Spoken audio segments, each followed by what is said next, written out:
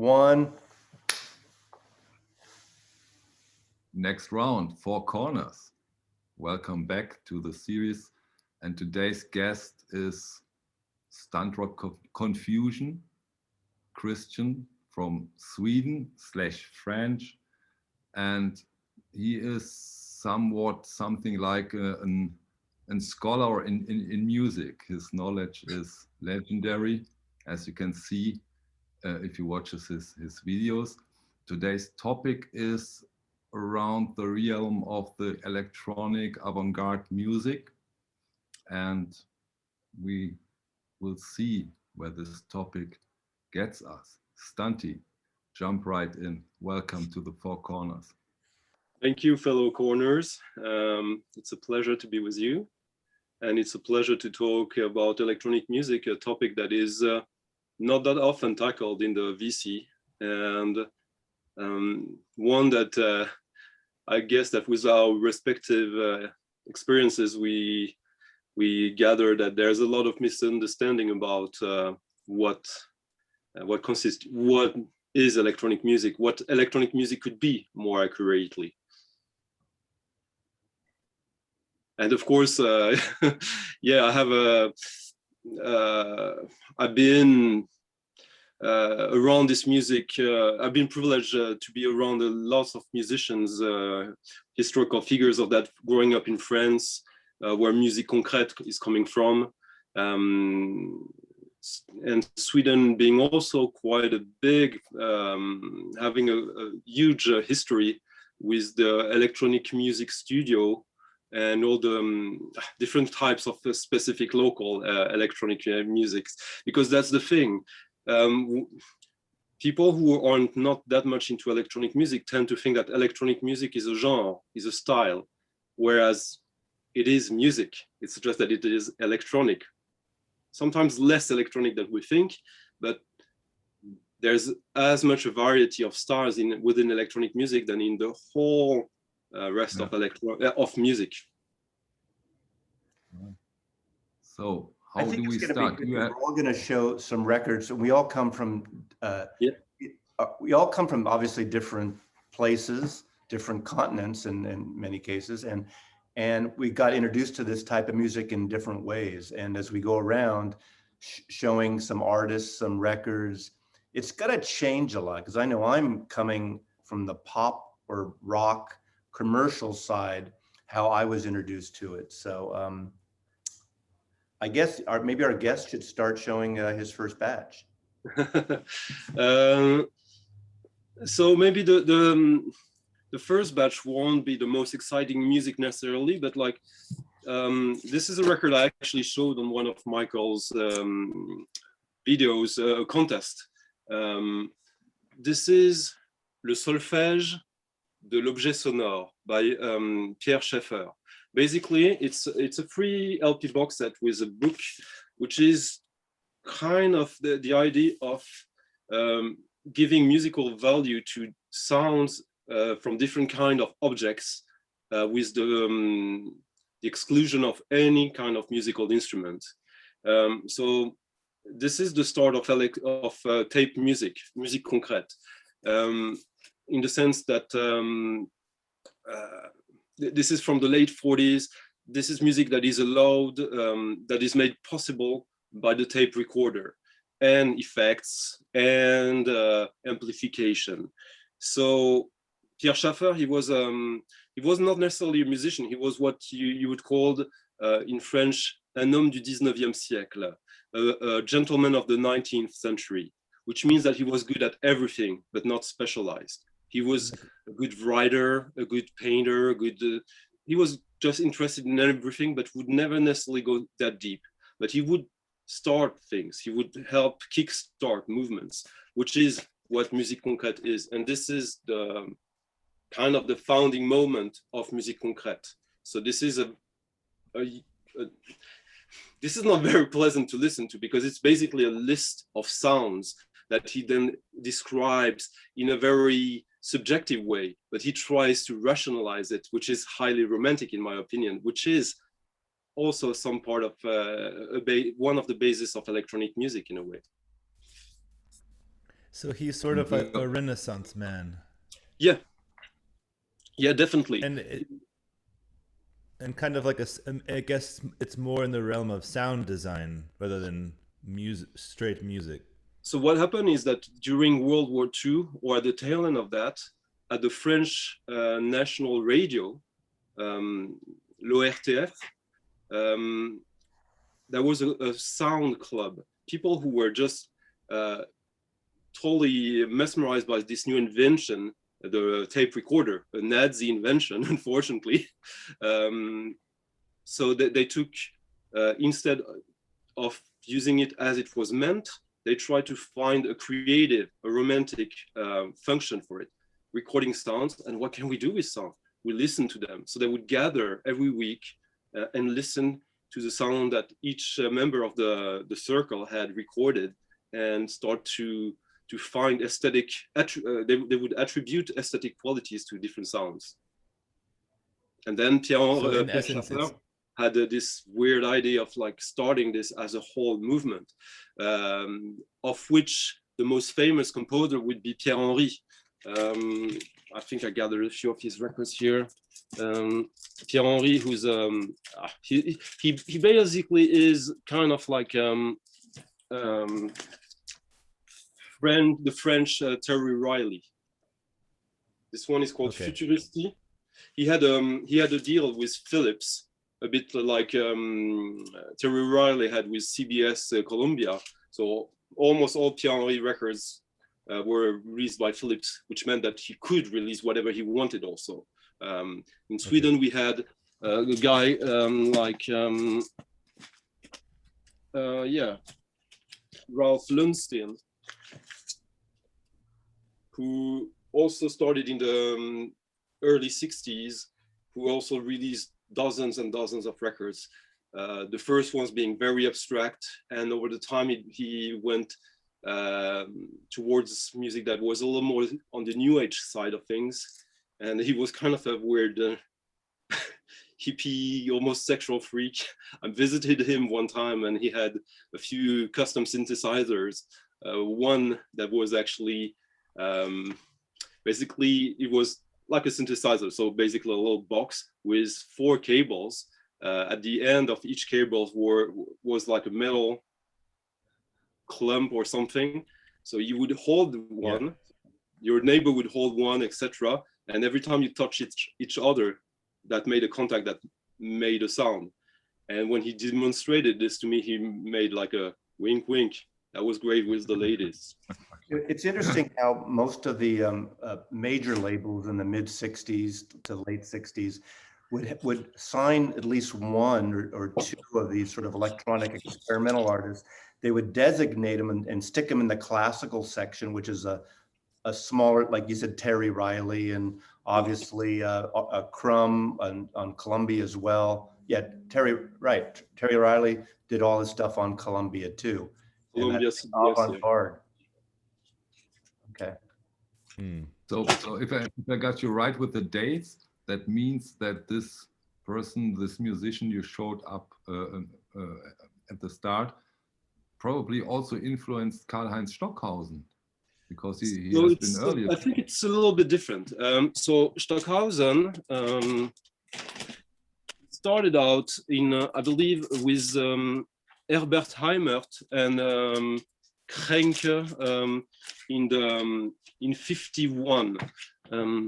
So it's very interesting. I think it's good that we talk about it, the ground of it. So this is, I believe that this is the first proper electronic music record ever, like meant as electronic music, not just that uses electronic and has no idea what it is. Mm-hmm. What year is that? This is from 51, yeah. So this is Ernst Kränke and Gottfried Michael König, Klangfiguren, Spiritus, Intelligentsia et Sanctus. So Pfingstoratorium für Stingstimmen und elektronische Klänge. And referring for voices and electronic sounds. Yeah, and very close to that comes this, the first Stockhausen record, which is also a 10-inch EP. also from 51, I believe. And so what they do basically is, instead of using tape, they use oscillators. Basically, the electronic music in that regard is an oscillator emitting a sine wave. And Right. the oscillator means that you can vary the sound wave. Vary it, yeah. Yeah, exactly. That was done at the Köln Music Academy or something, Music Institute. And what is revolutionary about it, and what makes electronic music such a beautiful realm, in my opinion, is that suddenly you escape the concept of 700 years of Western music, which is tonality. Suddenly you're much closer to Indian classical music, microtonality, because when you got the oscillator, when you vary it, you are there's an unlimited amount of tones. You're only limited by how accurate and how you can turn the knob basically on the oscillator. That it's just basically liberating the composer from tonality, which is in itself totally revolutionary. And that starts in 51 in Germany. I'd like to jump in on a couple things here, because like what happened with the synth movement in the 80s, obviously, a lot of artists, and I'm putting that in quotes, jumped in the bandwagon late 70s and 80s because of synthesizers getting small and handy. And or a handful of them were not really musicians. I'm going back, and I want to talk about an inventor who also was a composer, a jazz into swing music. And in 1946, Raymond Scott started Manhattan Research. And he was he was a composer. He led like CBS Orchestra, did a lot of, one of his most famous tunes, ironically, is called, I think it's called Powerball or Power, I forgot the name of it, but a lot of young people would get to know it later in the 1990s because his music started getting into soundtracks like for Ren and Stimpy cartoons, and that was one of the more famous ones. But he invented, he was one of the first inventors of the ring modulator, and he influenced Robert Moog, later was influenced by him, but he started all these little inventions, making records that were sort of jazz influenced, but with electronic instruments. He had a electronic music studio, Inner Space, actually Willow Park, and there's a series of these records that are musical and experimental at the same time. And he was pretty infamous. He went up and down with success and wasn't really succeeding a lot in his lifetime. He did a special project in 1961-62, which is this. And this was sponsored by the Giselle Institute, which Giselle is Dr. Seuss. And they made a series of records, of electronic records, soothing sounds for babies, which are very moody, ethereal, early ambient, or what Eno and those kind of artists would do. Of course, they kind of flopped, but they did a whole series based on the age of your baby. These have been reissued in the last few years by Music on Vinyl. Been reissued a few times, actually. Like Pardon? every decade there's a reissue of these, the triple pack that you. Absolutely. And then in fact, in the 70s, ironically, Motown, Berry Gordy hired him for about 9 years, put him on the payroll to invent some electronic instruments for Motown Records. And it was one of those things where after 9 years, he worked on the garage for Motown, and it never became anything. Of course, Motown never went in that direction. But he influenced the Moog synthesizer and modulators and what you're talking about. But he comes from the music background. So he's one of the few hybrids that was also an inventor as well as a composer and orchestra leader. I believe, though, that he was the first series of 3 LPs that you showed from him. I think this was music mostly made for advertising. So there was a commercial success. He did a lot in the late 50s, early 60s. Actually, his wife was a singer, well, both his wives, and would sing a lot of these jingles, a lot of these radio jingles you'd see on TV and land of sky blue waters for beer and all, leave the drive into us. He would compose music for commercials. So that's how he really made a lot of his money, as well as being the band leader for the CBS orchestra after his brother died, who was leading that orchestra as well. But yeah, in fact, there was last year, or before, there's a great record store day comp on Modern Harmonia of his jingles. It's like a 2-record set, and it's fabulous. It's not the electronic per se, but a lot of his stuff, obviously, and the sounds. He worked on a electronic version he invented of the theremin, and we all know the theremin, all those late 50s science fiction movies, that sound, and of course the Beach Boys using it too. So Raymond Scott.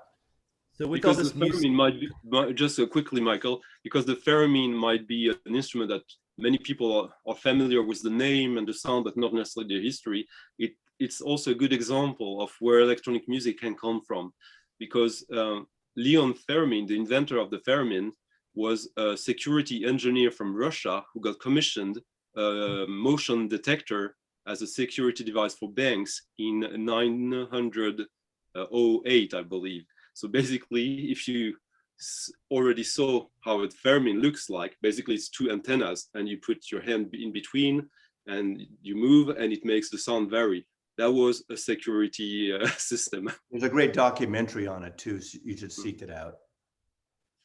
Going back to the beginning, we needed this displayed on camera from you, Mazzy. Get a theremin next time. But coming in the 1940s and early 50s, were these recordings released years and years later, or were they released in that time? Like the box set, the 3 LP you showed first, was it released? It's a good question. Yeah.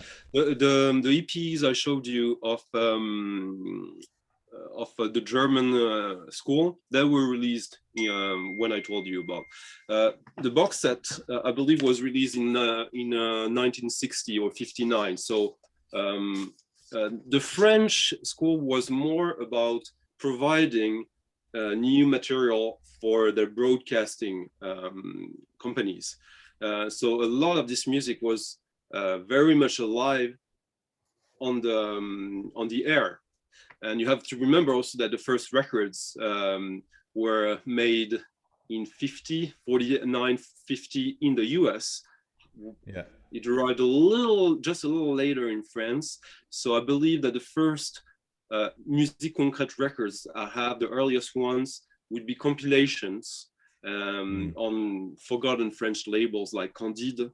And these would be in the mid-50s. They would have been issued a little after the fact.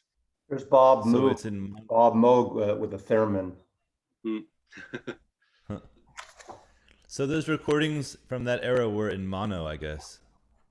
Yes, but there's also a great story like that of this unintentional electronic music. Philips had this huge factory laboratory between France and Belgium and Holland, and they were basically inventing devices. Sometimes they didn't really understand what they were made for, so they would often just, like when someone was developing a machine, they would make a call for the engineer. Is anyone interested in coming and testing these and seeing what could be done?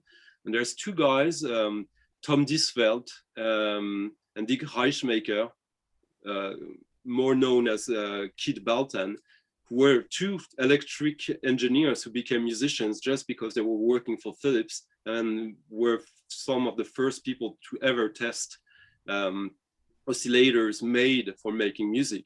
And there's one of these early also electronic music records that is kind of emblematic. It's a 7-inch of the theme from the Kwai River soundtrack, but made only with synthesizers or early synthesizers. Let's Michael's show their wares. Texas, Michael. Hi guys. So I grew up in my household. My father played folk guitar, listened to Santo and Johnny and Richie Valens and Buddy Holly and these Everly Brothers and Clancy Brothers, and that's the world that I, as a child, grew up listening to in my very young age. In 1987, I went to the music shop with my father, and this record was playing over the loud system. No This way. came out in 1986. You know this? Harold Budd?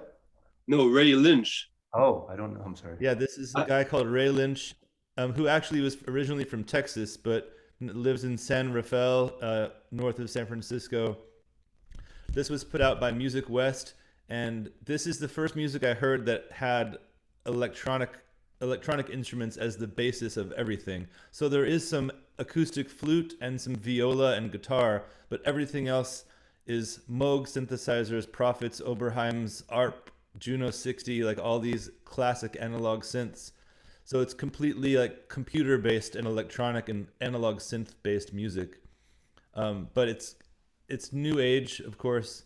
In the background, it's called Deep Breakfast. This is his release, and it says, Evelyn slapped Raymond on the back with a laugh. You must be starved, old friend. Come into my apartments and we'll suffer through a deep breakfast of pure sunlight.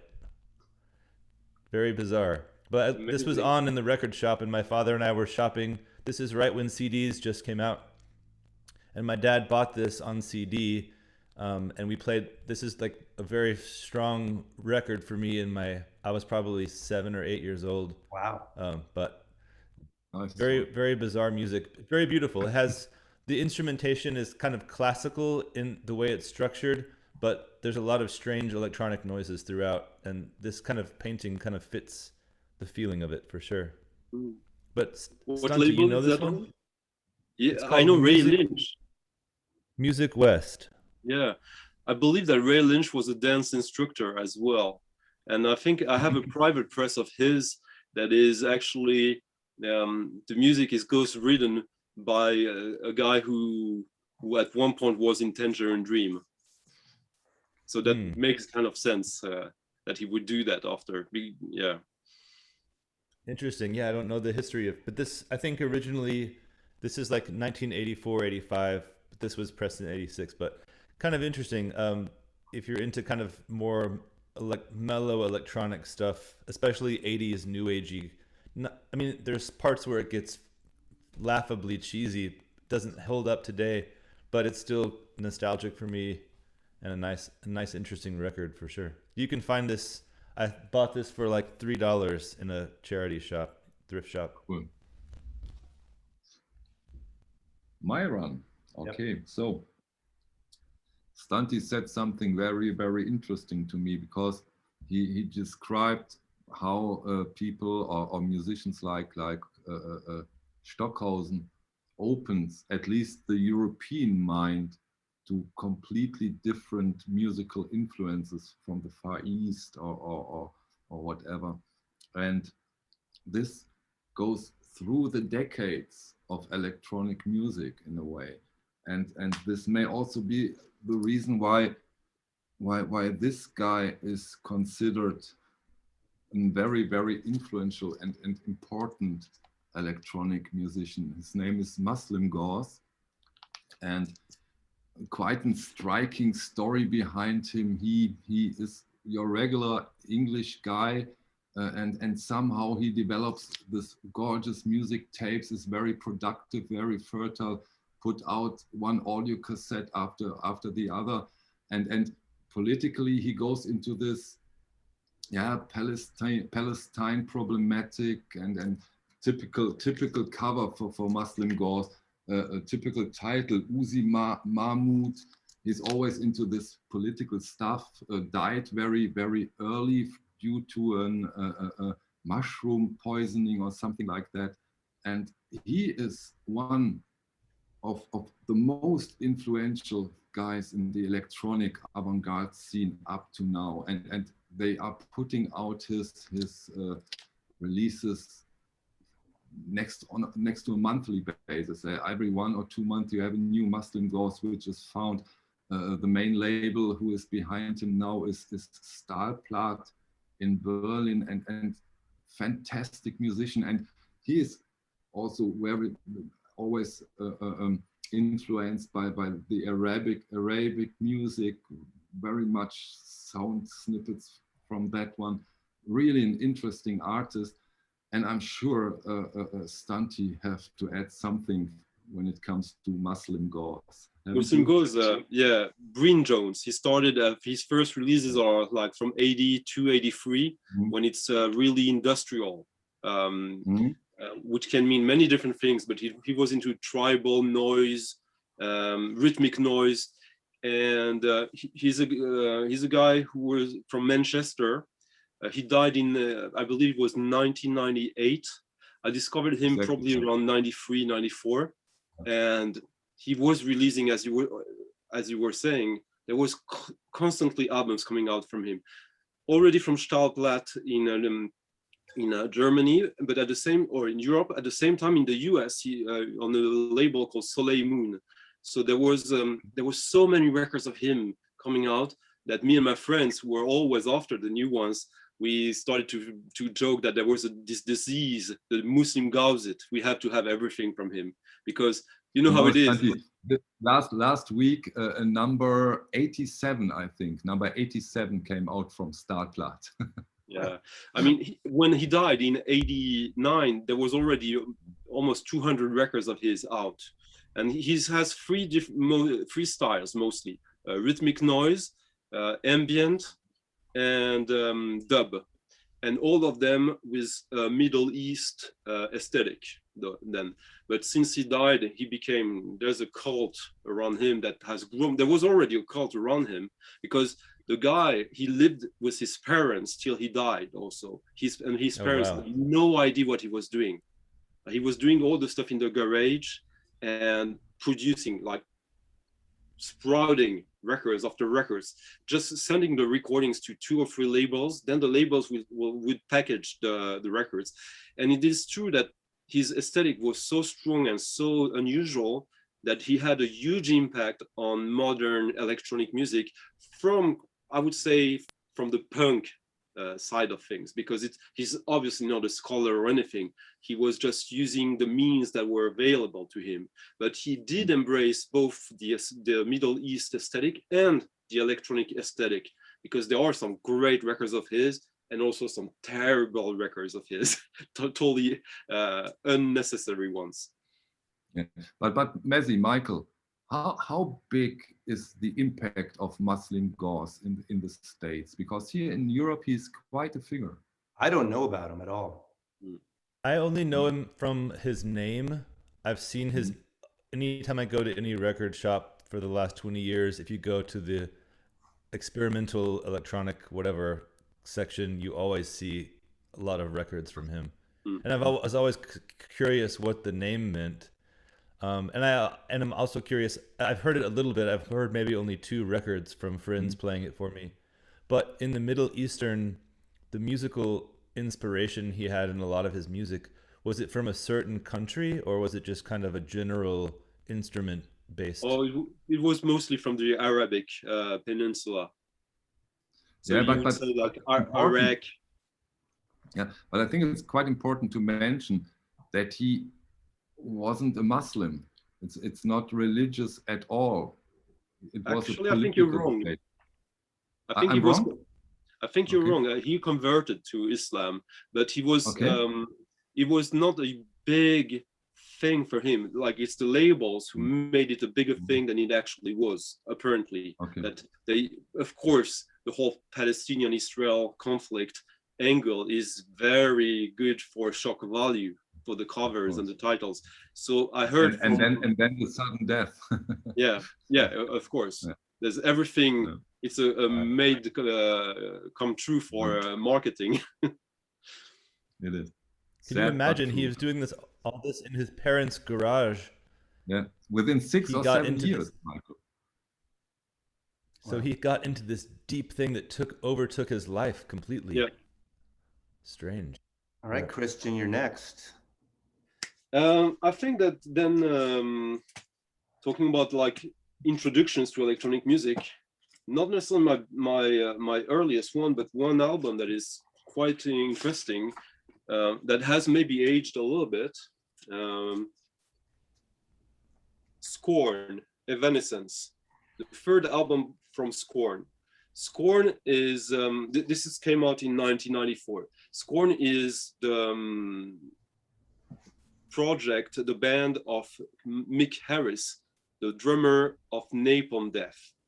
So he comes from a thrash grindcore background. But on this third album, if you look at the hype sticker from then, redefining ambient dub.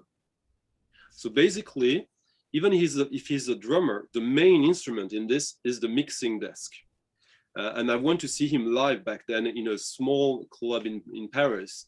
And that was the first time I saw anything like that, that on stage, there was a bass player, there was a guitar player, but the main attraction was him behind the desk, which is kind of when I discovered more about Musique Concrète, what it is all about. Because if you go to a Musique Concrète gig, usually the artist will be in the middle of the audience in the back, behind the mixing desk, and on the stage, there will only be speakers.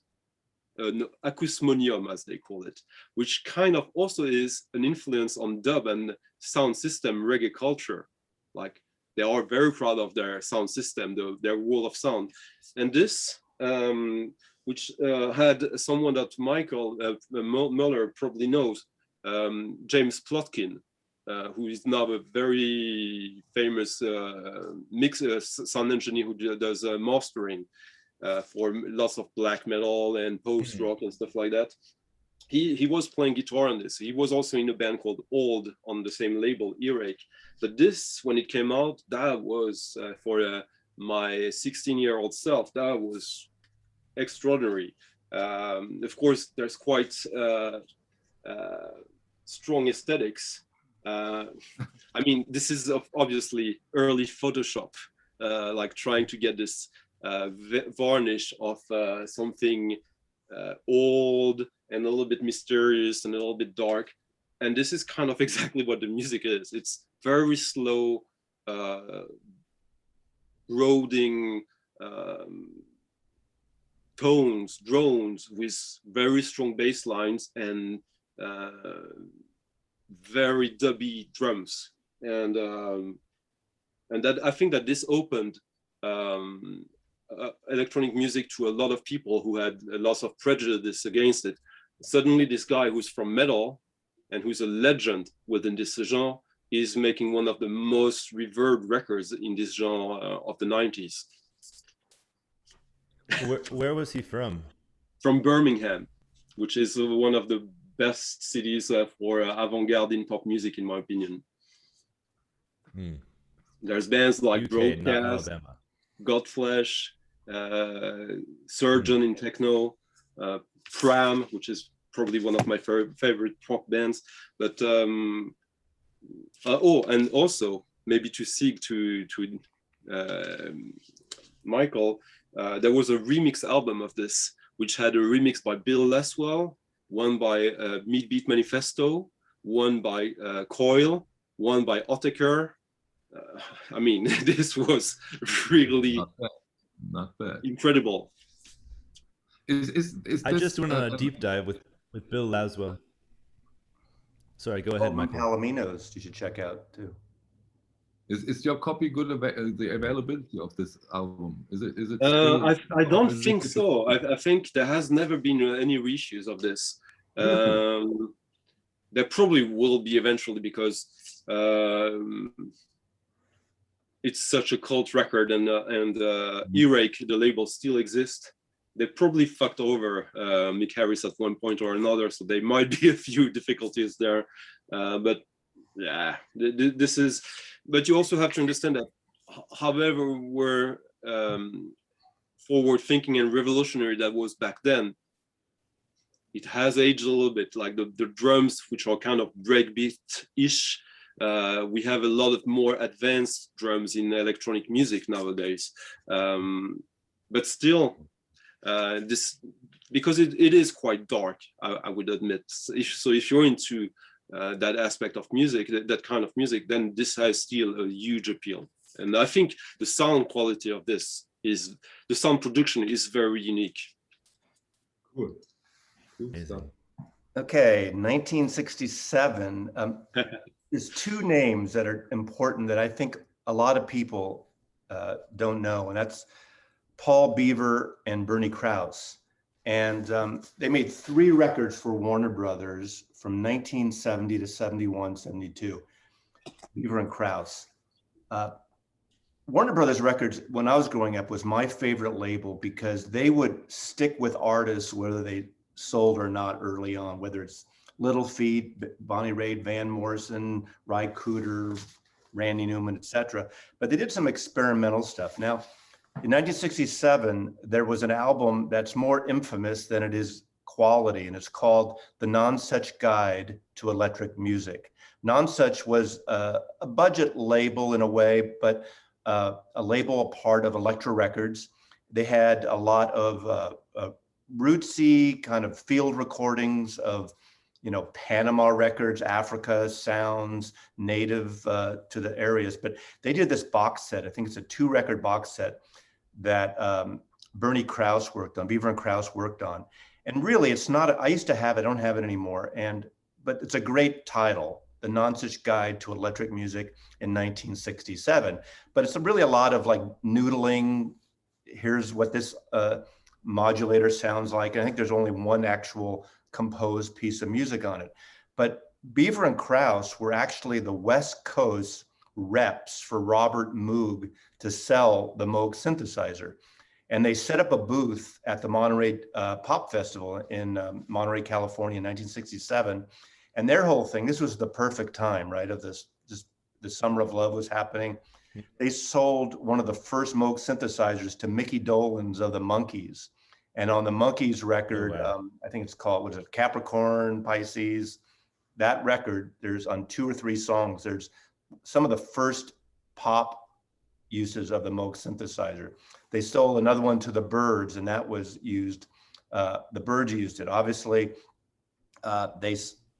Bernie Krause went to London and sold one to George Martin and one to George Martin and George Harrison.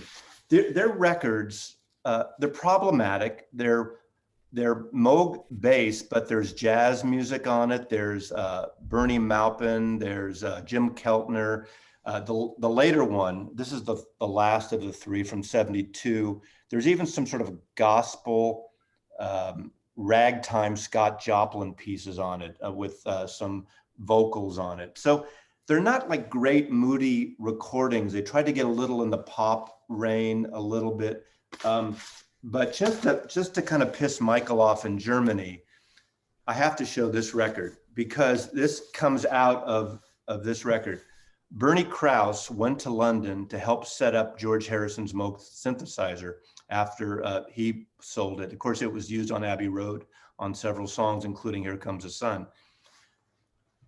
Side 2 of this record, and it was controversial only because while at George Harrison's house in Frere Park, Henley-on-Thames, there's a demonstration piece that Bernie Krause kind of composed and just noodling and played with on the Moog synthesizer. George records it and puts it outside too on this record without telling Bernie Krause, and of course it's pissed. This was a label called Zapple Records, which was supposed to be the artsy avant-garde division of Apple Records, and they did John and Yoko records, this record, and it folded fast. It didn't happen. This is an interesting record. It's just noodling, playing around with a Moog synthesizer, and it's 2 pieces, 1 per side. But and in fact, there was some issue right here on some editions. It says Bernie Krause, and then it was whited out his name. So I don't know if there was a lawsuit involved, what happened to it. But Bernie and Krause are kind of a big part of the story, at least on the West Coast scene of synthesized electronic music. They also did a lot of commercials and soundtracks, and Bernie Krause worked on some things at a recording studio in San Francisco called Different Fur that was owned by Pat Gleeson, who was a synthesizer player that helped teach Herbie Hancock with the sextet to play the Moog synthesizer and set him up. So there's all this kind of, 6 degrees of separation on the West Coast scene of pop music and jazz that got into the 80s with Headhunters and all that with Herbie Hancock. So I think Bernie Krause, Beaver and Krause are underrepresented in the story, even though their records aren't as interesting. But look at that cover. It's a beautiful cover.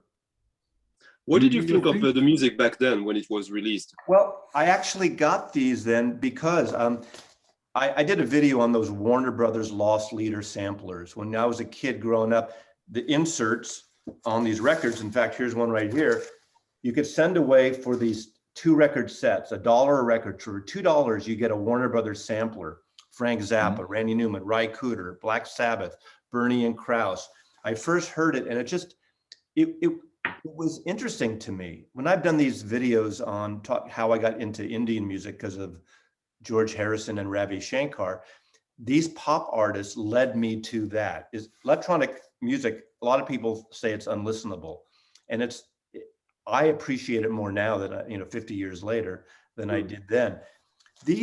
I think the problem with these records is there's no single mood to them. There might be there's one record that has like a funky kind of soulful song, and then just easygoing, mellow, synthesizer-based ambient music. So they're almost trying to do too much to make it accessible. Bernie Krause later would go on to do, there used to be a chain of stores in America called the Nature Company. And Bernie Krause was one of the, sold a ton of CDs to the Nature Company, where he started doing these rainforest electronic music ambient records that were extremely popular. Paul Beaver died at a young age, unfortunately, but Bernie Krause is to me an important part of this story. Have you ever owned a rain stick? My photographer, Michel Clement, for 5 years photographed all the products for the Nature Company. So that was a great store, right? They had a kiosk with all the CDs, and you could push a button and listen on headphones. It was incredible. And then it begat, like, remember Hear Music? It was the chain of Hear Music that had those little things. So I know that's kind of another story, but I think for the West Coast, that's an important part of the story too. And that kind of new agey thing that you were talking about, Michael, about records, how the synthesizer became a part of, whether it's Windham Hill or these new agey kind of things that caught on about that. So anyway, that's my next pick. So you think that this kind of records got Herbie Hancock into his later stuff? Well, I know for a fact, I wasn't going to show it, but this is Patrick Gleeson. He did this record of synthesizers of the Four Seasons. He owned different fur recording studios in San Francisco that almost all those first Windham Hill records were recorded in the Mission District. And he owned that studio, and he was at the time married to Joan Jean Renaud, who was the cellist in the Kronos Quartet. That's how I got to know them. And they lived upstairs in this beautiful loft above the studio. He was brought in, he plays on that, I forgot not the Headhunters, before that, the real wild Herbie Hancock synthesized record, I don't have it here, that he plays on. And he's the one that taught and set up Herbie with the synthesizer. Because Herbie, obviously he did acoustic piano with electric piano, but Herbie dived really into the synthesizer. And also Pat Gleeson worked on the soundtrack to Apocalypse Now. All those helicopter sounds weren't real helicopters. It was all synthesizer based. That's a great soundtrack too, even mixed with the Doors on that.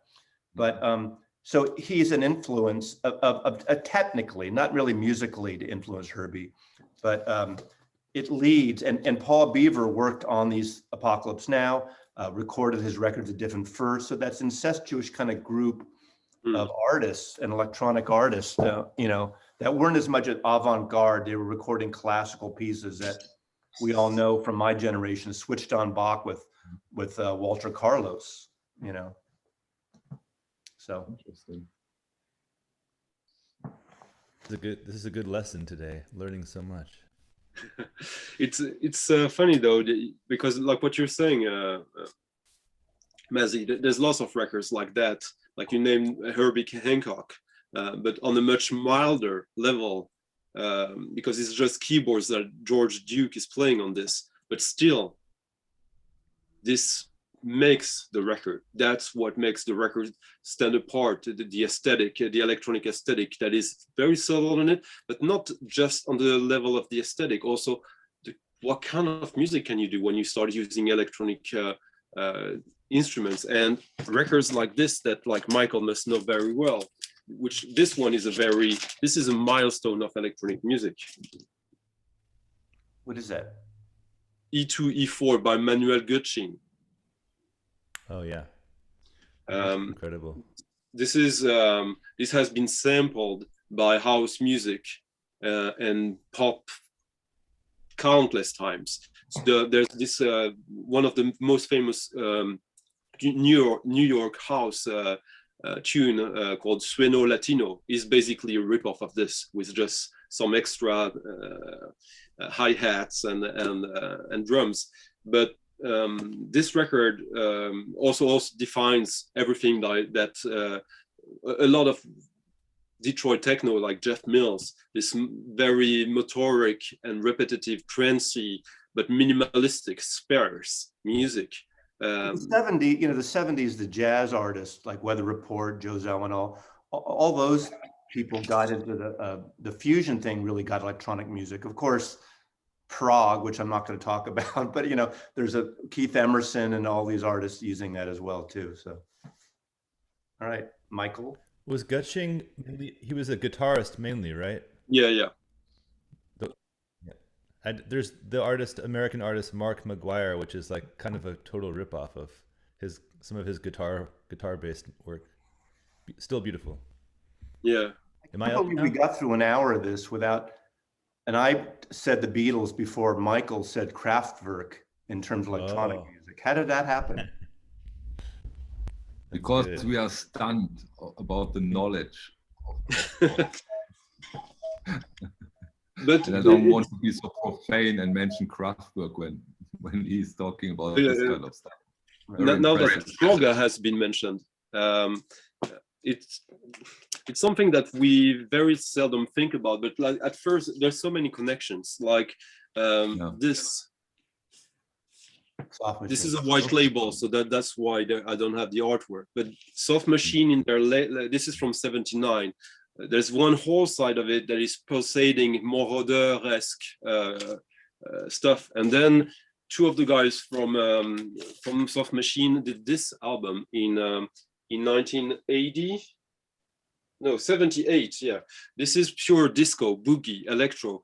It sounds exactly like Justice sounds 30 years later, or 35 years later, like this, these bass lines made on the keyboard, and extreme sharp contrast between the keyboards and the arrangement with the chords and all that. This is the kind of covers you would expect to find in the Dollar Bean also, and there's no mention of this being a Soft Machine, and I think it was only released in France and Italy, but so there are connections like that. And even later, when you think about when electronic music in the most popular way became popular in first, I guess, in the UK with stuff like that, KLF, Chill Out, and then with The Orb. The first album called Adventures Beyond the Ultra World, Patterns and Textures from, basically it's almost like a how would you say, a prog rock album name. And actually they used to work with Steve Hillage from Gong. And when this single was released by The Orb in 1991, The Blue Room, 40-minute long song, that topped the charts in the UK, the mainstream charts, at place number 8, a 40-minute long song. So the critics were like, we never expected that prog would have such an influence on pop culture. So they even had to change the rules of what could be a single in the UK, because no one expected that a 40-long song could top the charts. And so it's true that like it's easy now to forget that aesthetically, a lot of this music actually has similar aspiration as prog. And when you think about prog, what it means, progressive, progression, like escaping tonality and liberating yourself from the constraint of the regular instruments, that is as prog as it gets. Yeah. In a way, yes. True. Right, Michael. Okay, in 1995, I'm going to talk about a group I talk about a lot, so sorry if you follow me and you're sick of hearing me talk about the Chicago group called Tortoise. But their first record in 1990, came out in 94, I heard it in 95, blew open my mind in terms of what could be done when you connect and overlap the melange of electronic and acoustic instrumentation. I didn't see them play until early 1998 when this record came out. It's called TNT. It was on the Chicago label called Thrill Jockey. And when I saw them play, I didn't realize there were so many instruments. It takes up the whole stage. They had Moog synthesizers, some programming, some MIDI, marimba, vibraphone, 2 drum sets, two electric bass and electric guitar.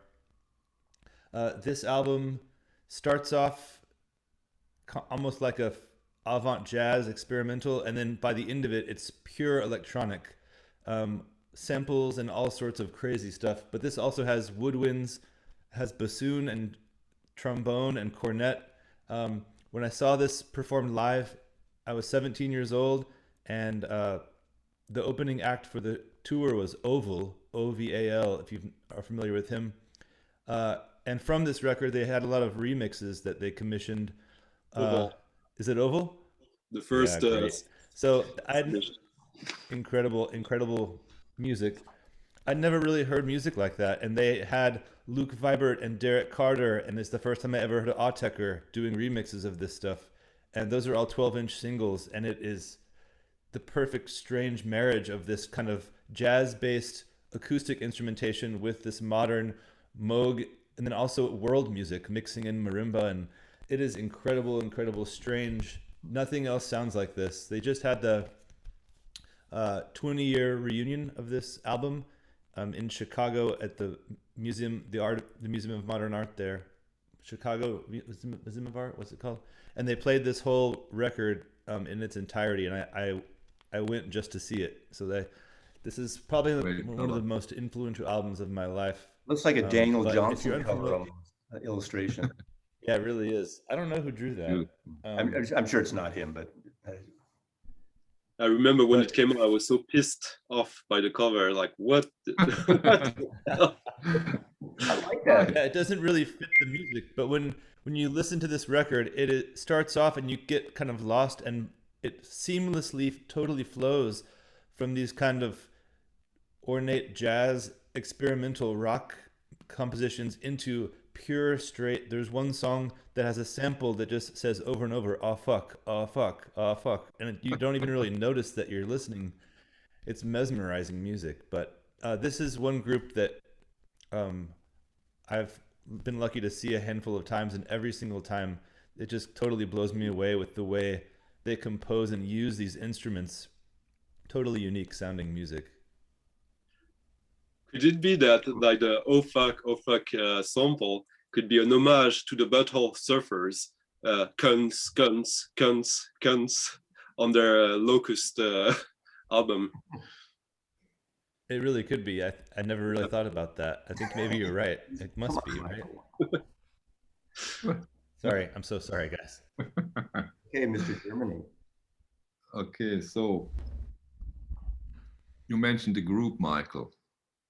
And for me, this is one of the most important group of the last decade or 2 decades. And this is Autechre.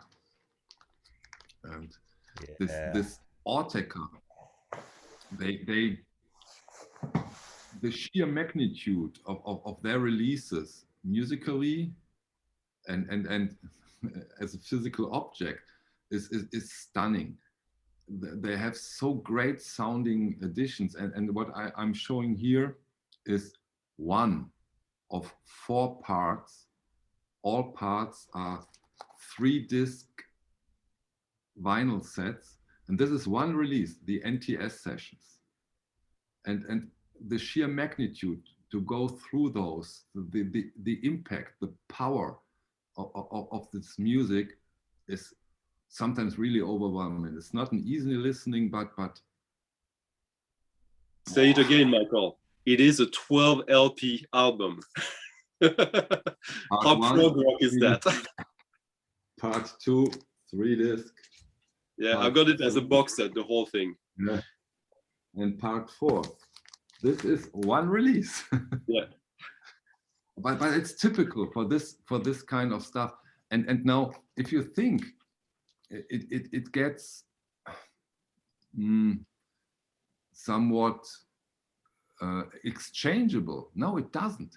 It has such an intensity and magnitude. After 2 hours, you want more and more and more, and they give you more and more and more. It's unbelievable stuff. Completely different of the most listening experience you usually get when you listen to the music we in the BC talk about. This is overwhelming, gorgeous stuff. And this Autechre, I think they are one of the most important bands ever. I agree. Yeah. And for me, quickly, for me, Autechre is the most important band of my youth. And up until 2005, I thought between 93 and 2005, it was the most relevant band in any kind of genre. And it's very interesting to talk about them in many regards. This is their first record ever. It's an EP that came out in 1991. It's hardcore, UK hardcore. So it's like proto-jungle. So there's lots of sample of like dentist drilling. There's even a sample, like, I've never seen anyone mention this because probably the people who are into that don't know, but there's a sample of Hawkwind in this.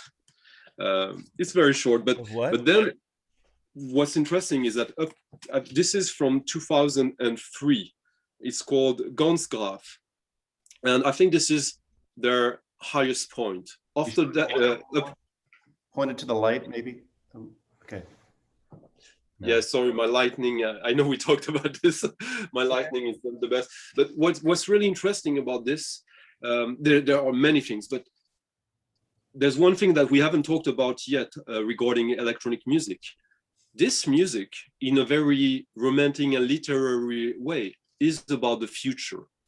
It is about being futuristic. When you listen to this, you get this feeling of being projected in a future that is difficult to grasp. This is too much often when you first hear it. It takes a while to accustomate yourself to it. And I remember up until this record of Autechre, almost every time they had a new release, it was like always like 2 steps before me. Like it took a while to find a way to enjoy it sometimes. Sometimes it was direct, but up until this record, it was always, this is the future. And that's one of the most singular qualities of that music. There's not that many kinds of music that literally have the ambition of addressing the concept of future and futurism in a kind of science fiction romantic way. You know, I always say that Autechre's music is like putting quantum physics into sound. I agree. It's completely futuristic. Michael in Texas, what do you think about Autechre? I don't know a lot of the big box set you mentioned. I've never listened to that. I only know really the one that has the kind of pink desert sands on the front. Amber. Amber, yeah. That's the only one I really spent a lot of time with. But I remember when I first, in the late 90s, I listened to Autechre and Aphex Twin a lot and like trying to get into that world a little more. And there's a lot, I mean, I'm always wanting to hear melody, and there's always not melody. So sometimes it's not the best, but there are very nice moments of serenity and clarity kind of mixed in. But it's really nice, especially in nice headphones, to listen to that stuff. It's just, the mixing is superb. There's one thing that you have to understand also about Autechre, that it mostly is a music that is about rhythm, about percussions and structures. Basically, if we go back to the technical aspect of music, of electronic music, most of the music in the past 20 years now has been made through Max MSP, which basically is a program that lets you build your own virtual instruments. So you're only limited by your imagination in a certain way. And that's what they are all about. At the core of it also, most of their rhythms, you could draw a parallel with hip hop, because most of it is 90 BPM, beats per minute. And they just deconstruct the whole hip hop trope, traditional trope, and make it something that is at times antagonistic and at times seducing, and at times both at the same time. Michael, the box set you showed, it's for the NTS sessions, right? And this is a UK radio program. Those are the NTS sessions, right? Right. And if anyone's unfamiliar, the NTS radio program, they also have a really nice series still going on today of having artists come in and do mixtapes, playlist, and DJ, which you can stream, and you can learn about a lot of great music that way. I listen to those quite a lot. We'll link it. And I have sometimes the opinion, probably not a bit stupid what I say now, but it's my own personal feeling. I think this kind of music nowadays is more connected to people like the late John Coltrane than anything. If you are looking for the new John Coltrane or a new Sonny Rollins, you may find him in this area of music nowadays. Wow. It's quite a good point.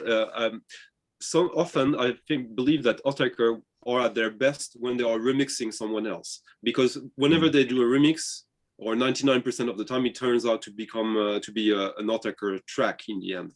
And I remember there's one remix they did of this band called Klute, which is a drum and bass band, and basically it sounds like a drum solo of free jazz. But the most exciting you've ever heard. And when you vary the speed, which actually they are very playful with that, how they release sometimes records that are not at the right speed or at the speed that it was composed. You have to figure it out by yourself. It's minor in their career, but it has happened. But yeah, there is the level of complexity and inventivity in the rhythm is you would get the same feeling as when you hear Tony Williams for the first time, and stuff like that. Wow. If there was one Autechre record you could recommend to someone coming into it new, which would you guys recommend? The one you told about, the Ember. 2003 release? You know what? It's funny because Ember is probably one of the most talked about, because it's the most, it's the one that has got kind of ambient pieces that it's the more easy to access. But it was conceived as a follow-up to their first album, pressured by the label, who asked them, please, we want you to do the same thing again. So this is an album that they kind of hate themselves in a way, because they were forced again with John Coltrane stunted. This is their ballads. Yeah. No, but it's true, yeah. Point. Yeah. Yeah. But it's their least Autechre one in some way, even if the whole harmonic system they have. But still, Stunty, it opens the door. In a way, it opens the door. And then maybe Exile, the 3-disc album, and also gorgeous one and easier to get in than other stuff. Maybe there's one thing we need to point out then, is that in this kind of electronic music, EPs, albums, is kind of a very fluid concept. Like most of their EPs, which are 4 songs, are double 12 inches in the 90s. And they are as worth, if not more, than the albums. I think that the more compact a release you get from Autechre, this is where you'll get the biggest essence of them in a way. And we really are curious to hear Mazzy's take on Autechre when he will. I have no I hope idea you what the get fuck you guys are talking about half the time here. I obviously you've watched some of my videos. I bring it back. My main thing is harmony, melody.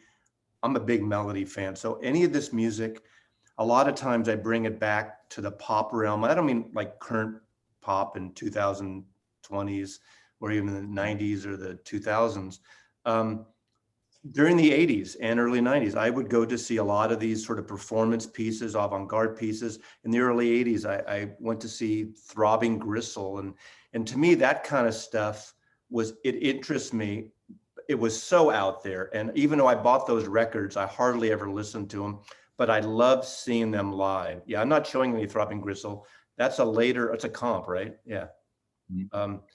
But It's called I'm The going to go with, Beginner's Guide to the Music of Throbbing very Gristle. commercial, because I'm going to an album that's 21 years old now. That was, a Brit pop band that made 2 or 3 records, and then they did this Kid A, and everything in its right place. When I put this CD on, when I first got it, I was blown away. To me, it was one of the most beautiful things I had heard at that time. I had a CD of that in my office. I literally had the song repeat about 10 times. You can repeat that one track. This is for a lot of, obviously Radiohead fans who had been with them since Creep and even OK Computer. This, I think, alienated a lot of their audience. And I know Thom Yorke really didn't want to do another Britpop or another rock and roll record, guitar based, that all these bands were doing. And I think this was a challenge for them. It was originally recorded enough. It's going to be a double album. And of course, it was split. And then after this, Amnesiac was the second part of it. I think the first part is more successful, although you could interchange it. I love the national anthem, the song on here. But to me, this is a perfect record. But I know how it turned people off. And it led them on a path that a segment of their audience and people get tired of. Moonshaped. I go with, what I like about them too is their visualization with the artists they work with and their packaging is as important as the music. And the box sets with all these great artists. This is In Rainbows, I'm sorry. Beautiful cover, beautiful artwork. I'm not going to get into all that, but Moonshaped World, gorgeous artists where they worked on these great large canvases with these painters and visual artists. And of course, they got into a whole other thing. The way, I think when they put out I think it was Kid A was the record, or the one after that, they decided anybody who wants it could have it for free originally, streaming or pay. And it turned out people paid for it. Kid A was a #1 record for weeks in the UK. It was #3 in the United States. So they found their commercialism in a way with these great, beautiful physical art and ambient art. And of course, Tom's vocals aren't for everyone, but it's very, very accessible. And his solo records and his collaboration with Atoms for Peace, with Flea, the bass player from Red Hot Chili Peppers, I think is a great, great record. That's one of those records. I think Michael and I had this experience once. I can't remember now if that's a 45 or 33, but for the first month I played it at the wrong speed. Anime. And I didn't even, that's right. And I didn't even notice the difference, and it didn't matter. Exactly. It's so beautiful to me. So I tend to get into this music as much as I like ambient. I don't play a lot of that unless I'm working, and I might put it on a CD or something, but I like the song-based, a little structure to my ambient music on a regular basis. And I think that's a good way for people who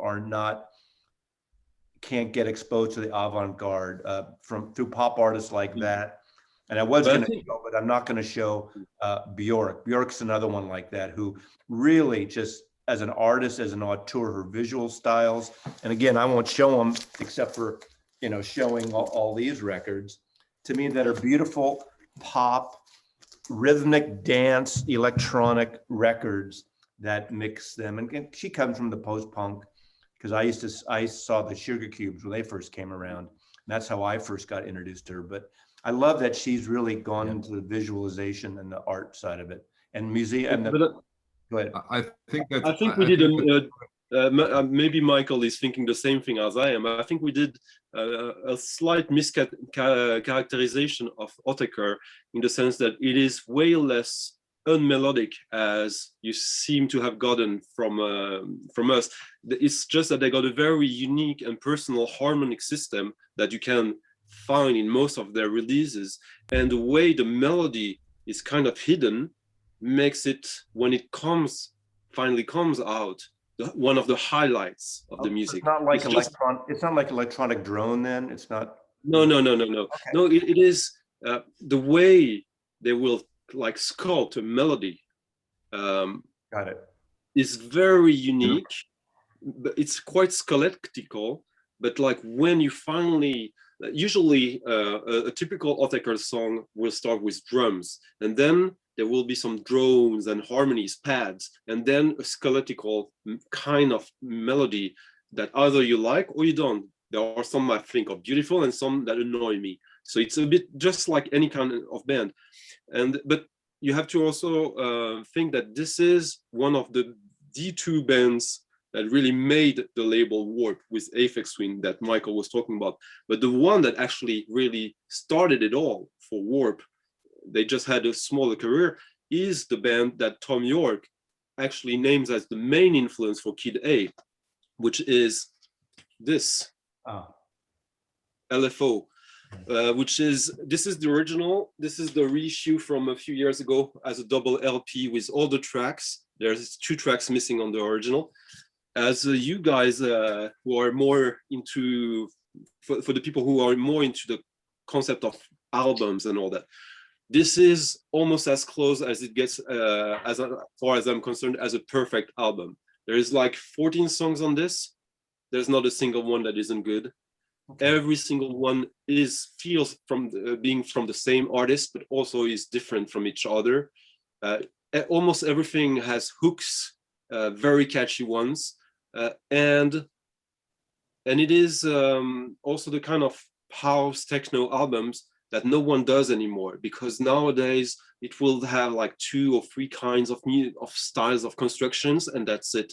You'll have like a techno track, like a more like down tempo track, and maybe one ambient track. This is the real. This is an album for the ages. I'm amazed on how all in the last few years, maybe it's been longer, and I've just been more aware of it, that these bands that to me started out in the indie realm as folk, Americana, really merge into the electronic or psychedelic also. Even groups in the UK like Temples, they started doing more dance-based. Bon Iver, from obviously his Wisconsin kind of folky, lo-fi, folk, freak folk, whatever you want to call it. Now it's synthesizers and all these different remixers on them. These artists have really gotten into that kind of stuff, and the fans, it's gonna, the cliche, which I sound like an old fart, you're talking about the Coachella crowd. Every band is synthesized, dance-based pop in a way, and not to put it down at all, but they've merged into that, where I get into the folk scene or the other scene, but it's so much electronic music fusing into all this other stuff now. I mean, Autechre were twice headlining the Coachella festival in the 90s. Is Val Murray's dance record coming out soon? I don't even know, you know? Well, I think it goes back to what Stunty was saying. It's like when you take away an acoustic instrument, you remove the limit to the sound, to the sonic, to the frequencies, and to the, to the depth of hearing. Like, so you have this whole new palette and all these new colors. So I think that an artist like Bon Iver, yes, he could continue to make the same folk album over and over again, but it's so much more interesting as an artist to expand the color palette. I don't even mean it as a criticism, but I totally get that. Because, the joke with me is what I like about the Beatles, that every record they did something different. They didn't try to repeat themselves each time. And I love that when an artist does that. I don't need, Fleetwood Mac to do Rumors every year, or something. So. Mm-hmm.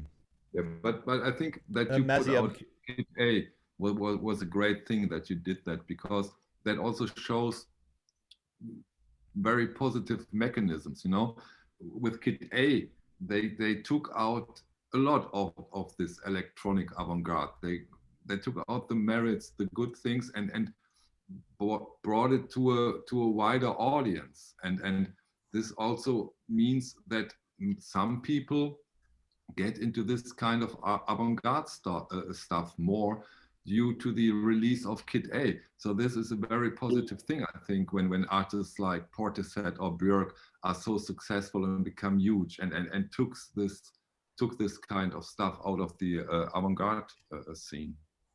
And again, LFO was actually the secret weapon of Bjork, as he produced the first 4 or 5 albums of hers with Graham Massey. But Really? and he also produced some Depeche Mode. There you go. Yeah. Incredible. Okay. Does it stand for low frequency oscillator? Exactly. The acronym LFO? Yeah. Yeah. Wow, I didn't realize that about the Bjork production. Amazing. Yeah, like Mazzy. No, go on. Sorry. Oh, sorry. No. I'm just curious if I will say that Kid A is my favorite Radiohead, and I really love the Eraser, the Thom Yorke solo record. But I was curious if you've heard the newest Thom Yorke collaboration with Fortet and Burial, Mazzy. A brand new one? Nice. Maybe it came out 4 months ago. I have the solo album he did where he made that 10-minute video. I forgot who he worked with. This is like during the pandemic this came out. No, I haven't heard it. I think it's just 2 songs. I'll send it to you. It's quite nice. Okay. Your turn, I guess. Who? Me? I think it's your turn. Whose turn? I've lost count. I did Radiohead, so. Come on, Michael, go. Okay. So I recently did a video on my channel, a new series where I'm kind of highlighting one specific artist and talking about their history and their music. The first one I did was on the musician Grouper, and I love her music, and I kind of love her taste, and anything she mentions I will check out because I just appreciate her ear and her aesthetic. And in one early interview I was reading of Grouper, they asked what her favorite record of all time was, and she said this. Oh, which is interesting because this Wolfgang is a German guy named Wolfgang Voigt, and this is called Gas, G-A-S. There it is. And this is his album called Pop. This is on the German label called Compact, and this is pure like hypnotic, like repetitive hypnotic, these little, like a small little loop and a sample over and over and over again, but it's very organic and very human sounding. I have no clue how this music is made or what he's using to make this music. All the records are very similar aesthetically, with like a zoomed in shot of a tree or a forest with just the name Gas in the front. And I think they all one have color. single. There's also the theme is that every cover has one major color. Yeah. I checked this out, not knowing what it was. Good. Yeah, it's not for everyone. It takes a little bit of time. You have to sit with it, and it's one that you really. Michael, Mazzy will love him. Yeah. You too. I've already. Really. I have the caretaker box on the way because of you two. Jesus Christ. You will love it because also there's a literary connection. The previous album from Gas is called Zauberberg. There's this Thomas Mann connection. And the way the music is being done actually is in a way similar to the Caretaker that you love so much. He basically uses romantic classical music loops that he slows down so much and use the revolution of the loop as the pulse, because there is a pulse in that music. It is post club music in a way. There will be a rhythm structure that is repetitive, but very much in the not in the forefront. Where's he from? Where's he from? From Germany. Germany. Oh, I would think in Germany they would. I thought in Germany they'd call it petrol. Petrol. That's good. funny for the Autobahn. Yeah. Come on, we got to have a little humor. But anyway, This music is too put fucking this, serious. sample Oh, this digitally and put it on late at night and kind of read a book or kind of get lost. I mean, it is great. lay on the I'll put it on ground. while I'm And I watching will say the this, video. yeah. They No, but just, this by the is way, much- I would it's much suggest better than Mecca 3. they just reissued a record of his that originally came out as an EP called October, which is in my opinion his absolute best, and now it's an extended version of it, so it's an LP. Great. As we're digging into Kraftwerk jokes, so because Mazzy had his Beatles, so here is something, I don't know if Michael knows this, but there's something else that we didn't mention, is how electronic music is important for the Afro-American community also, because of house, techno, electro. This is the Elecktroids, which is basically Drexcyia, Afrofuturistic Detroit techno electro band. And this album that came out on Warp in '95 is obviously a pastiche of Kraftwerk, and it's a perfect album. Also, there's something like there's 11 songs. Every one of these is great, and it is Detroit techno and Kraftwerk at the same time. And this was for years like a holy grail for many people, but I think it got reissued a couple of years ago, so now it's readily available with some bonus tracks as well. But this is a really kind of at the crossroads of many things that we've been talking about. Amazing. It's interesting that the color of that album cover is similar to the Kraftwerk. What's the album called? Computer Love? I don't know the title. Similar color. Michael? Yes, sorry, I was just so excuse me. Michael, the other Michael was saying that this is also visually, of course, a reference to Kraftwerk, to a certain album of them. Sure, it is. Even you know, there are 4 guys also to a Beatles album. It's like the Beatles. God. You guys. Elecktroids, the other Fab Four. Yeah. All right, Michael, Germany. Let's see. What do you got? Okay, I get into a different realm we haven't talked about so much. Ambient, but a special branch inside the ambient area. Dark ambient. My favorite, at least up to now, my favorite branch of the ambient scene, and this is Dedekind Cut. Oh, amazing. And you know that, Michael? Tahoe, yeah, of course. Yeah. For me, and Stunty said that term several times now. This is a perfect album. Beautiful cover. Gorgeous listening, Dedekind Cut. Yeah, he only has 2 albums out. I think 2 or 3, not much. It's from when is this album? I don't find it here. I'm sorry, but fantastic album on the Cranky label. A little hard to get now. Cranky. Let's hope that there will be a reissue very soon. But this dark ambient stuff. Explain that. Explain what dark ambient is. Watch an avant-garde horror movie. Like goth metal? No. No, not at all. Very drony, mellow, kind of like slow, minor keyed. It's like pretty somber. I would argue that there is no such thing as non-dark ambient. Ambient, if it is ambient, it is dark, because real ambient has tension.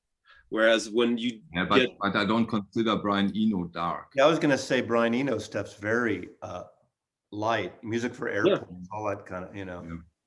And one thing, which makes it kind of almost new age. But well, that you could argue that, but it's bad branding for a lot of people who get turned off by that genre. For example, The Caretaker is also sometimes considered as dark ambient. Yes, aspects of dark ambient, but this is pure, in my opinion, pure dark ambient. Very hypnotic. You always, you know, there's always a demon who will come around the next corner when you listen to the music. You always feel there is something dark out there, and it will come, but you never know when it comes. But it's not, Michael, I would say that it's not dark in like an adolescent, like Marilyn Manson way, because there is darkness, but there's also the balance to it. There is also serenity, because you can compare it like as a band that Michael must love, Stars of the Lid, all their early stuff. It's more on the new modern classical side of things, but earlier you'd have like these drones and these pads that are very serene, and suddenly something shifts and it gets somber and way more tension. But that's this contrast that makes this music really interesting. Great. And exactly. The Dedekind Cut is great, like Mazzy. It's not dark, like there's nothing like abrasive. It's very easy to hear and listen to, but it's not like uplifting, happy music. That's okay. No, but one thing great, Dedekind Cut is the guy's name, and it's very important actually because there are not a lot of black people making this type of music, and he is one. Right. So well worth a check out. Should we do one more full round, maybe, or as you like? We can go on, but let's do at least one more. I can go on. You guys decide. I think Stunty is. Go ahead. Is now. There's one other thing, like we kind of touched this a little bit, but on one of Michael's recent videos about like electronic records, it really highlighted one of the misunderstandings about electronic music also, which is we talked about how electronic music can be tape music, which means that like collage, sound collage, etc., and ambient can field recordings, or oscillators, so pure tone.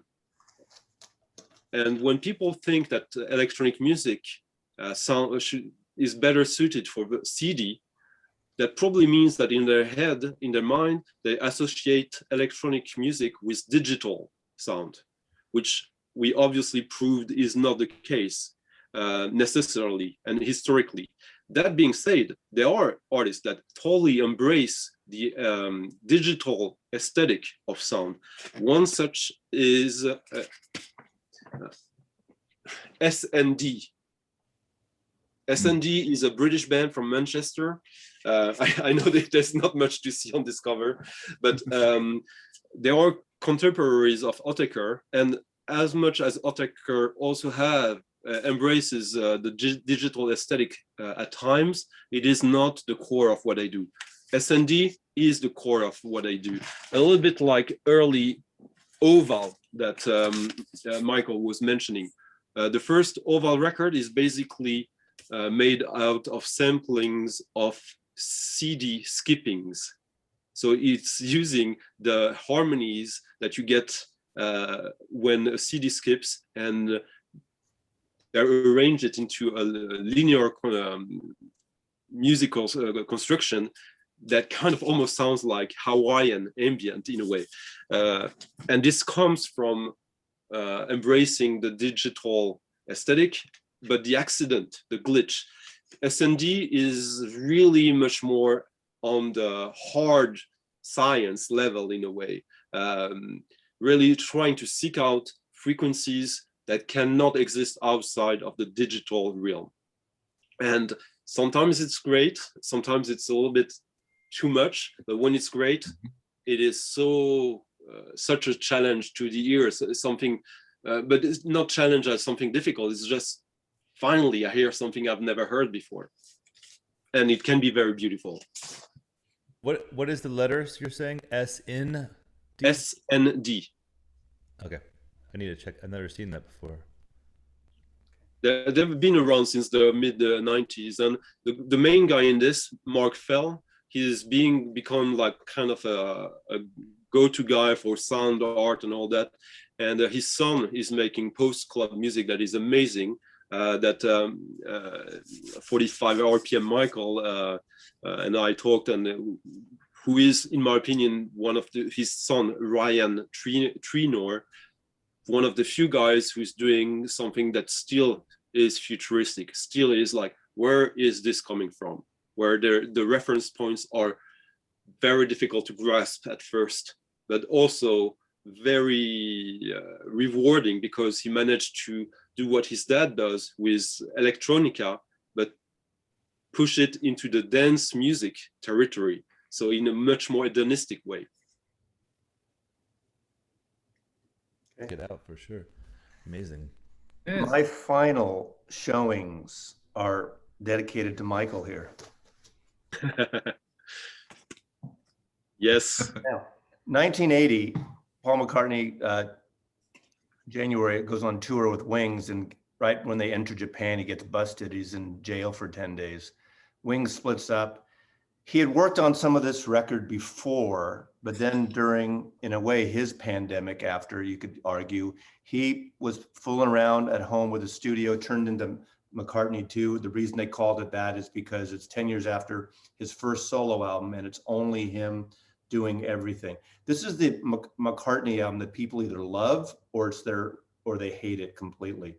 It's synthesizer based. It's got a song, Temporary Secretary, which actually years later became this sort of cult, semi-club thing. But the thing about this, and Christian and I spoke about it briefly, is the B-side of this 12-inch, which is called Secret Friend, only available on a B-side, a 10-minute electronic ongoing, I wouldn't say it's drone or ambient, but it's a repetitive piece of music, and it's a beautiful piece of music. So, you know, Paul always wanted to have a little avant-garde side to himself, and he kind of teases it, never fully goes totally in on it. I know there's 2 CDs that Christian hates that Paul McCartney did with Youth under the name Fireman, which are very ambient, electronic-based, moody records. This one's called the Fireman. It's called Rushes In. And the name, because Fireman Rushes In is a line from Penny Lane. And of course, if nothing else for our fans out there, the artwork on the CD, inner artwork, was pretty controversial for McCartney fans there. Nice. These were records that he did alone. Oh, actually, he did jointly with Youth, who was the bass player of the post-punk band Killing Joke. And they did a series of them. The third one they did, Electronic Arguments, is actually a song based. So that's the one that's not a electronic based record. So that's my closeout. Youth, who also was a collaborator of the Orb. There we go. And yeah, so this is actually very influenced, bringing it back to Michael, very influenced from Kraftwerk. You know, he listened to a lot of Kraftwerk there. So there is a connection between Kraftwerk and Paul McCartney, 1980. This is very, I mean, if you like Radioactivity, this is very much in tune with that, in my opinion. It is a right. So fantastic B-side. That's my final electronic offering. Michael? Good Beatles working. So on my picks, I started from my youth, and I'm ending now with the most contemporary artist I have that I consider electronic based. This is the experimental artist Jefre Cantu-Ledesma. If you're not familiar with Jefre, he has achieved a great amount of success, in my opinion, in this niche world of ambient experimental stuff. He used to run a label called Root Strata, which has put out a bunch of amazing records, and a blog that's how I used to find out about obscure music.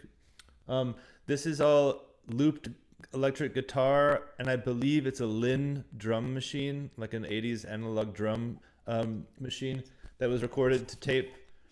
Jefre had his own label, Shining Skull, and now releases on Mexican Summer.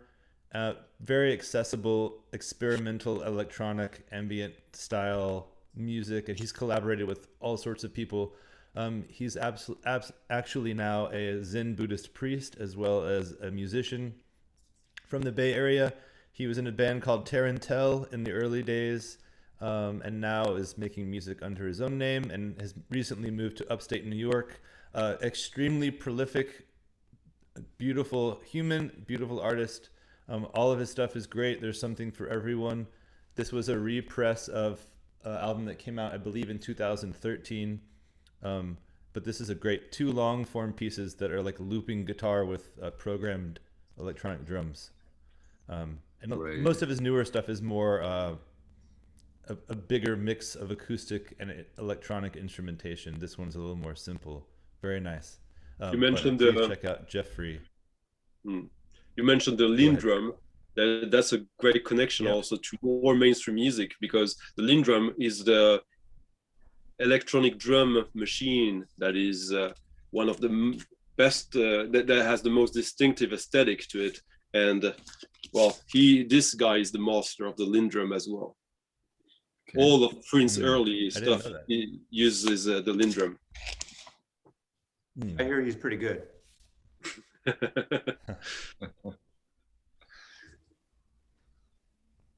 Okay. Yeah, Tarantelle is a really good band. Like the early Tarantelle stuff, the band he used to be in before was a post-rock band that was, I believe, a little bit boring at first, but they came into something very different. And the last 4 releases were fantastic. And he really set himself on a path that was that you couldn't have expected from the earliest releases of his career. And now I fully support Michael's recommendation on his. This is really great stuff with a great crossover appeal. Yep, totally. Your dog is ready to go outside, I think. No, he's just looking because his arch enemy is in the other garden, and he's looking there, looking to him if he's out there. If they see him, we will hear that. Believe me. Okay, Mike. Okay, last turn. You know, every once in a while there is a new artist, and this new artist gives you the feeling, okay, now we have the next level, the next step. We talked about Autechre. Some of us think that was a new level, and I agree. And new artists where I think this is the next level is this one. And this is Gabor Lazar. It's in a way in the tradition of Autechre, but he goes out there. It's completely new structured music to me, and you know, I'm not so big in describing music in not mother tongue language, but try him out. He is striking, really striking. Not so hard to get into. Really great stuff. Gabor Lazar. What I have here. I fully agree with Michael. No, I fully agree with you. Like I played one of my latest video. I played the last track of the A side on this. What was great with Gabor Lazar, and who's buddy with Ryan Trinor and Jesse Born-Lentier. There are the 3 of them and a few others. You were saying that Autechre used to be the future, and I agree that that's why I say that up to 2005, because what happened in 2005, suddenly the punks, Autechre, Aphex Twin and all that, who started from electro and went to experimental, there was like a historical loop that resolved. Suddenly they made the whole journey back and forth within avant-garde music. And there was nothing really new to tell. What happened is that suddenly, where was there anything left to discover within dance music, the electronic dance music? And that's what these guys are doing. Gabor Lazar, he takes this avant-garde electronics, very digital but aesthetic, by the way, also very hard sounds, and he inserts them in some of the most popular electronic dance music, hedonistic, like Chicago house, footwork, juke, and he makes it like it's the first time you hear it in a club. It feels challenging, but then you hear there's a real groove to it that really talks to the body before it talks to the mind or the heart. It is body music with great harmonies. What's great, Santi? You are able to explain me why I like this music, and that's great. That's a very interesting point to say it's body music. I love that. I might just feel that. It is like now we only have I'll cheat and I'll do quickly. I have the few things I wanted to talk quickly, and one thing that we talked before on with Michael in the background, how all this music that often is being called electronic music, the club music, house, techno, etc. If you're really brutally honest about it, this is not electronic music in the pure sense.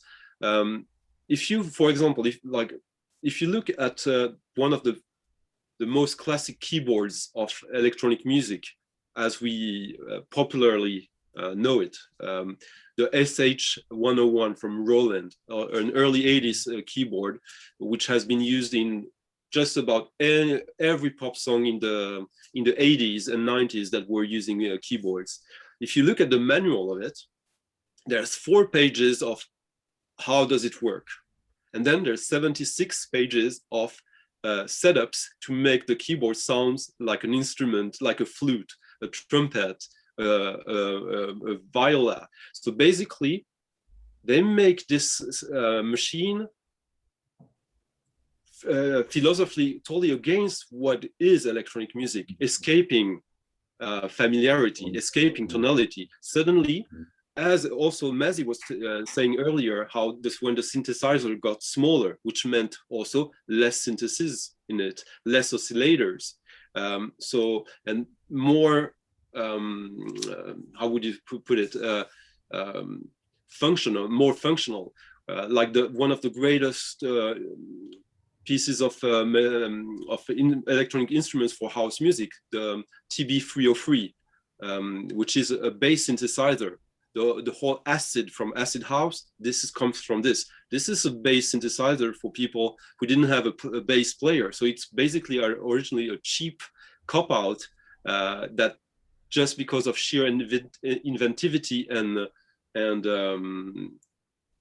and necessity got retooled into something more interesting, which also back to minorities and black culture, when disco got totally obliterated by the neocons in the late 70s. They didn't want to have anything, the disco, like this welcoming music, where like black people, Latino, old people, gay people, everyone was welcome in the club for disco.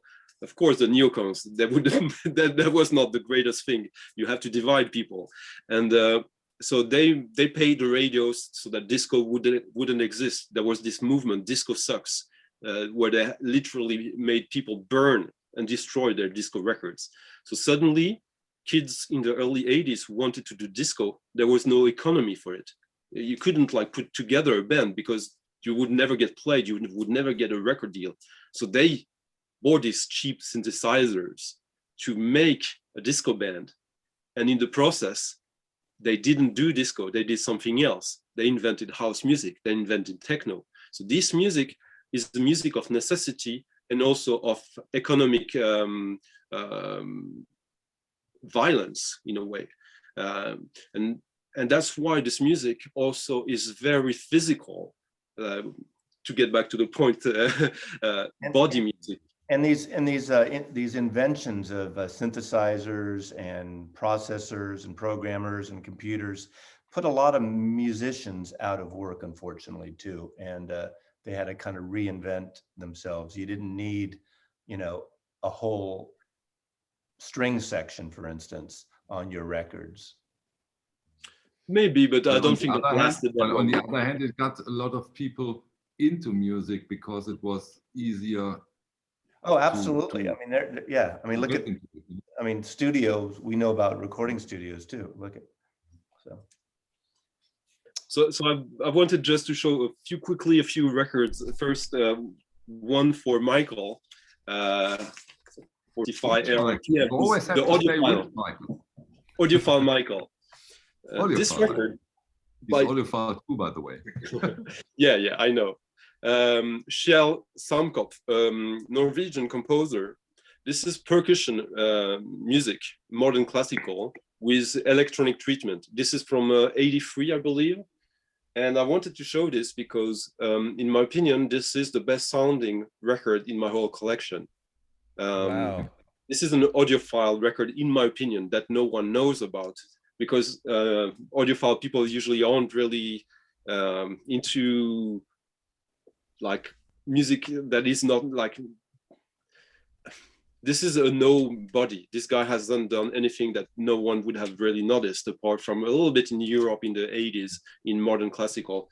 And for some reason, the pressing of this, which means the cutting, the mixing, is spellbinding, even for someone who has a very basic sound system. I'll say that now with also the new knowledge. Most of you guys know I press records for a living. I own a record plant. And so the concern of what actually is a good pressing and how you achieve that, and what is the myth and what is reality of what you can do, I have quite extensive knowledge. And I think that we might be talking about that some other time.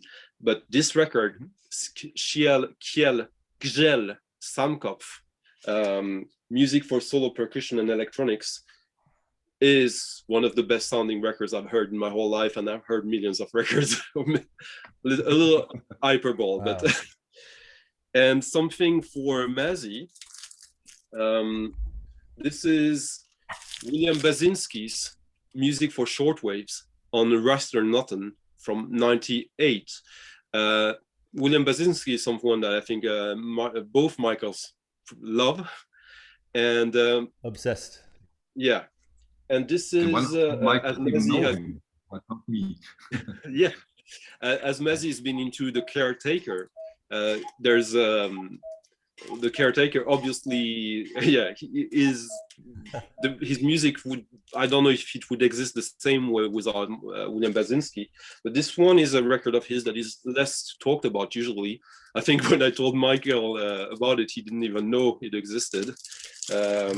It's maybe his earliest LP, and it is more electronic than tape based, so which is a little bit different than what you usually know about from him. This is more proper electronics. And you know this album, Michael? Have you heard of this album? I don't know that one, no. And I thought I knew very much everything into of him. It is from 1998. Yes, yeah. Okay. Yeah, I think I have most of his early stuff on CD, but I've never seen that one. Yeah, it's in the same series. You know, when Alvanotto did this collaborations with Ryoichi Sakamoto, he did 3 LPs. This is the same series, but this believe this is the first one. This is the seventh release on Noton, Alvanotto's label. So it's quite early in his career.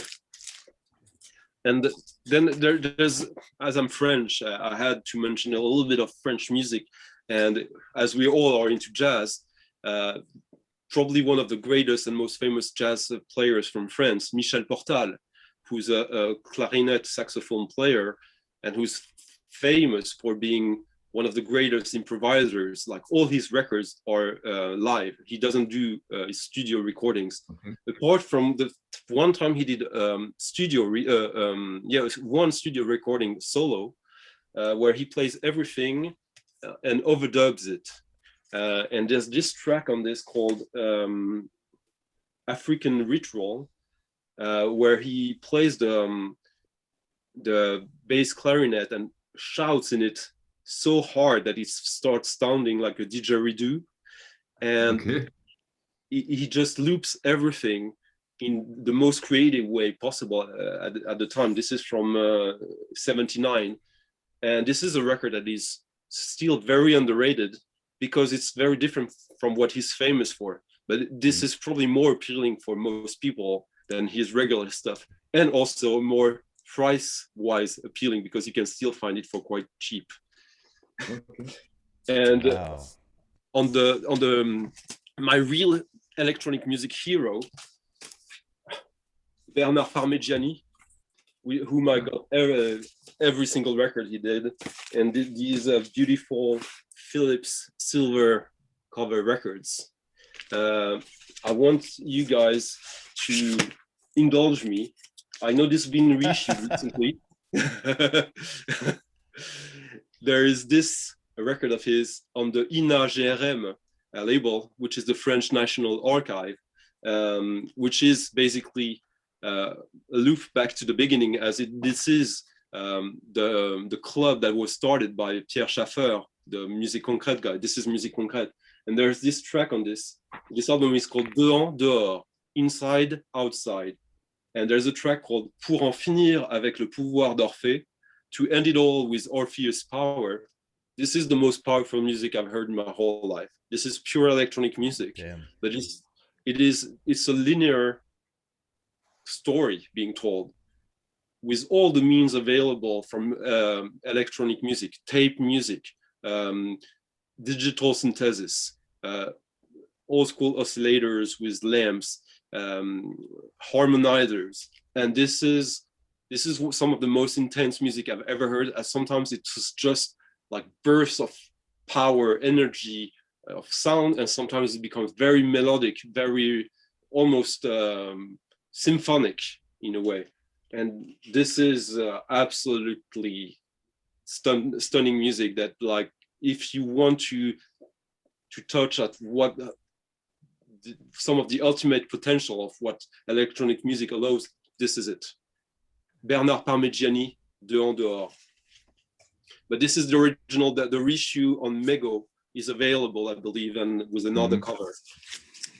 And lastly, I wouldn't be stunty if I didn't show you a record with some cartoon text. Of course. Cover your children's eyes.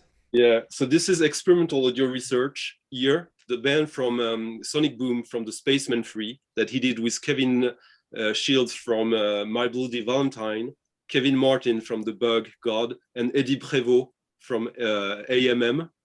And this is, when I discovered this in 1996, I wasn't ready for this, because this is pure drone, electronic music made from vintage synthesizers.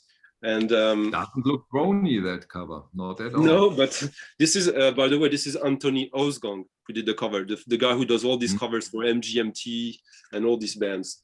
And this is stunning, stark, dark, brooding drones and pure electronic sounds in a very ambient, atmospheric, and almost utilitarian, in a way that is in the Brian Eno way, you could say. But there's something a little weird about it. And what's interesting with this is that this guy, Sonic Boom, in this he references La Monte-Young, Delia Derbyshire, and many other pioneers a good 10, 15 years before mainstream underground culture like The Wire magazine and all this starts to address these guys, which kind of tells you how before his time, even with the Spacemen 3, this guy was. And yeah. Wow. So that's it for part 1. 9 parts. Thank you, Dr. Stunty, for the deep lesson. It's great. Yeah, that's what I call passion, Stunty. Yeah, and it's passion when I feel like almost frustrated by all the stuff that we didn't talk about, but it's great. You have to start somewhere. We want to introduce people to it. I mean, I learned a lot today. I think we all learned something because,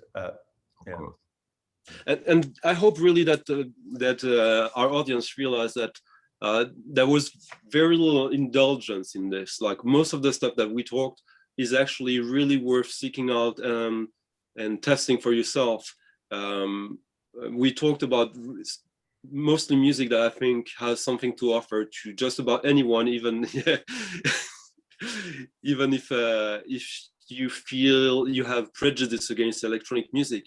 I just hope really that people understand that that some of the main lessons we should have from this discussion, I learned stuff like just by interacting with you, rhetorically, that like electronic music is just music, and it has as much, if not more, diversity than you would expect from traditional pop music, because pop music is part of electronic music as well.